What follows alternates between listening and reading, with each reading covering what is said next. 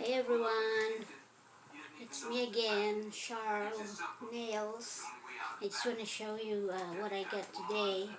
I went out to run my errands, so hello everybody. Good morning, good afternoon, and good evening to all of you. So, today I get some strawberries. It's good for diabetes, the best food for diabetic people. And I got also some blackberries, which is requested by my husband. I finally get fresh okra, eggplant,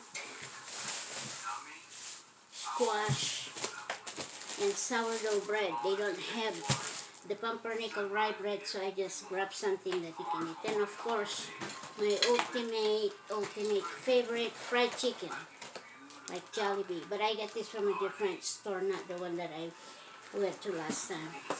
So I'm getting ready to eat. And I just want to show you guys what I'm going to have for lunch because I'm so tired. So, thank you guys. Please subscribe my channel if you haven't subscribed it so you can watch all my videos. And you get notified when I have a new videos uploaded.